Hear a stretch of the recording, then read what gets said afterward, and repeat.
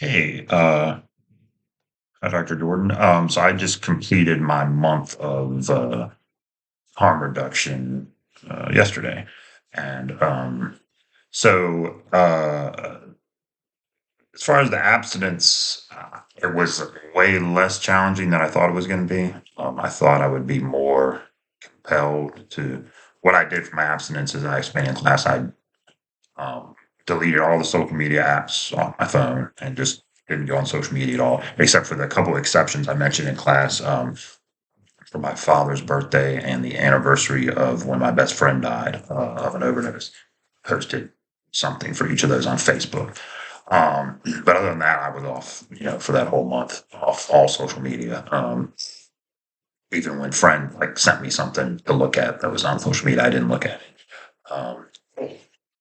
And so, yeah, it was not. I know the first prompt was what was challenging. I didn't find it challenging really, and that was a surprise. And what made it doable, easier, I guess I just filled my time with other stuff. I read more, um, not just reading for school, but read more for pleasure than I had been, and watched other shows on TV.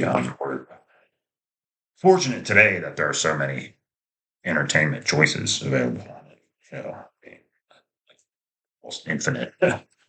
Obviously, not literally infinite, but so yeah, I just didn't. It didn't come up. I didn't feel that urge. Um, so that those were the strategies I used. Just doing other things, basically. Sounds simple enough, but that's what I did. Um, as far as entering substance use, the recovery I practice now personally is abstinence based. I'm in 12-step program. I don't use any, what we call mood or mind altering substances, caffeine. But, and that doesn't even, actually for me, that doesn't even have like a stimulating effect on it. It just happens to be that I drink a lot of soda that has caffeine in it, but I'm not like someone who really needs caffeine to get through the day. If I don't have it, I get a headache, physical independence, but it doesn't really wake me up much or anything.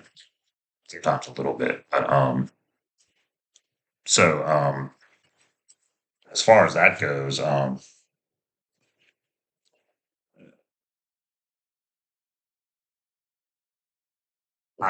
never been in treatment that was really abstinence based. Well, that's not true. I've been in the places I've worked as far as working as substance use. I've never worked at an abstinence based place. I've worked at MAT places where incremental success was success. People stopped using opioids or curbed their use of opioids, or still using cocaine. We would talk to them about it, but that was still deemed, a big stuff. And cannabis use, we didn't even. I mean, we didn't even consider that even an issue at those facilities. Um, Sometimes a couple of the medical providers still looked at it as, but I mean, that wasn't in my purview. But they still looked at it as, using illicit, they were still coming from an abstinence based point of view. But so I can't say, I don't know, it's similar in that you're stopping a behavior, but just from my personal experience and the patients and clients I've worked with, it certainly, to me, it was a lot easier to stop social media than to stop, drug use. I can say that just as someone in recovery and just my experience working, as a counselor at AT places. It's obviously, quite different. Uh, Sorry, I'm pulling up the prompts here to make sure. I don't know that. I think I'm in a different position than a lot of people in the class. Well, I don't know that. I mean, this was an experience for sure that I can reflect on, but I mean, I've already abstained from, substances for nearly 8 years. So this was not anything really new for me to just cut out another behavior. But I think what I know as far as working with clients, I think what the experience I've already had in my life is helpful, obviously, to understanding their perspective. This was maybe added a little bit more experience, but this was not anything new for me, the whole dynamic of it. Um, as far as, stopping something that was not healthy for me. And I don't think it was healthy for me. I was on there too much prior to this project. So it helped me just because if not, if I didn't have this assignment for this class, I wouldn't have done this. So it helped me. And as far as helping with clients, I think it would definitely help if I have clients who are specifically trying to stop social media.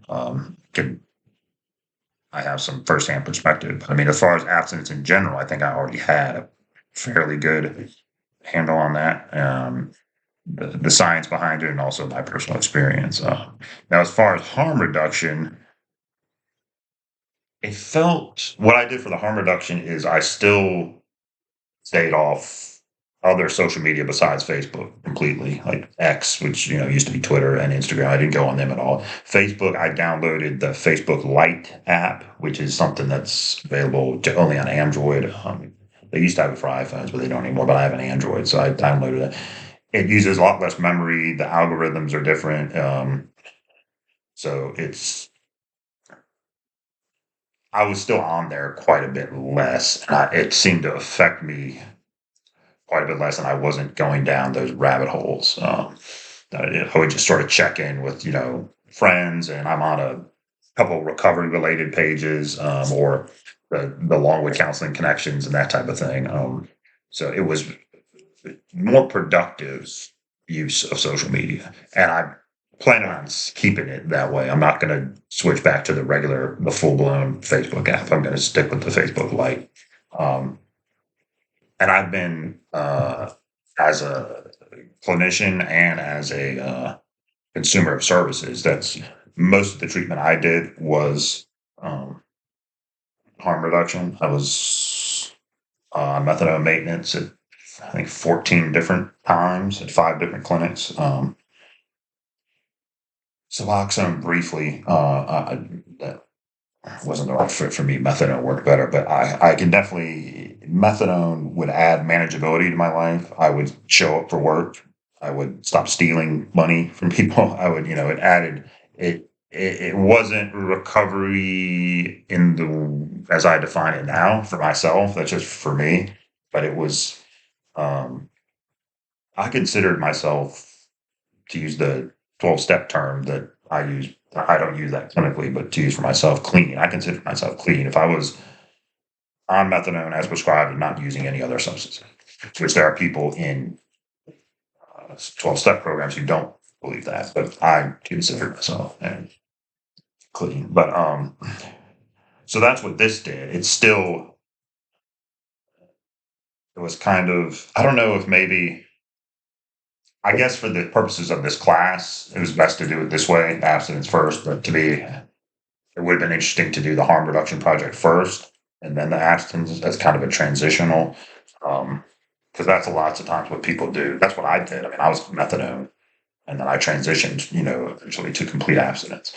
Um, but this definitely, I focused on other stuff that's more productive. Exercise a bit more than I normally do, and just it, the toxicity wasn't there that was there prior to this whole project, by using production. And like I said, that's as far as where I've worked. That's been my experience, and I've been in some outpatient like groups that were leaning toward abstinence at Chesterfield Mental Health when I was a client there. But as far as a full blown like abstinence base, I never did. I was never a client of like a 3.5 or anything like that. So um, there, uh, or anything, above, just other than detox. I was never an inpatient, but I've never, as a clinician, worked at any type of residential orientation. But I can definitely, again, it's the parallels is what I noticed. As I said, my experience is a little bit different from my classmates, but just because of my history. But the parallels I noticed were like, this is adding manageability to my life, or maintaining a level of manageability that I had from the abstinence project, and just kind of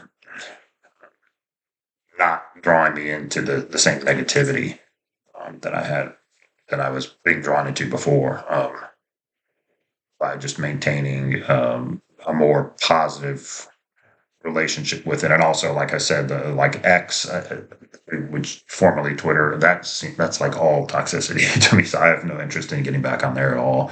And really, Instagram did a lot of that too. I might poke that, but I probably, again, I won't get that. I might just look at Instagram through the web browser, here and there. But this was the harm reduction project.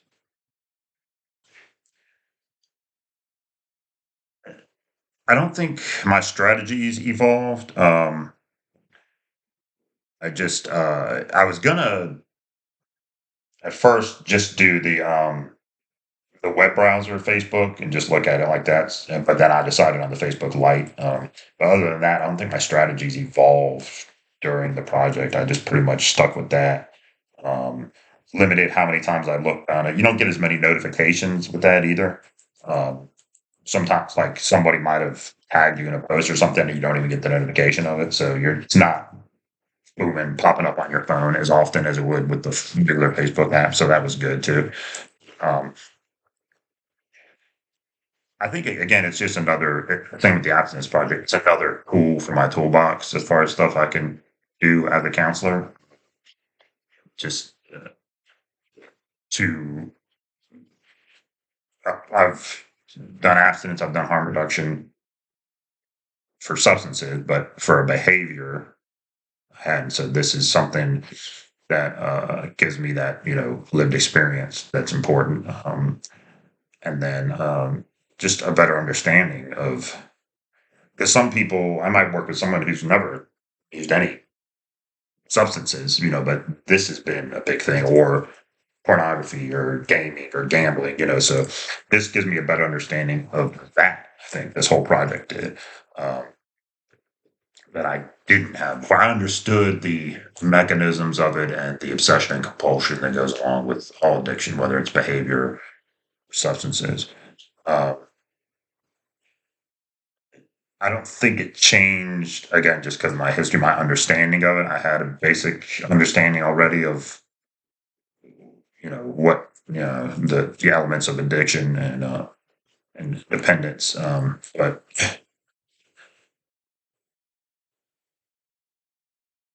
um, so I don't think that was altered much, but it's just like I said, it's another positive to go in my toolbox, to use in the future. The whole project, and also I think just for me personally, it benefited me. Um, Even besides as a counselor, just to step back from some of these things that were maybe had a big control over my life. So that's it. Thanks.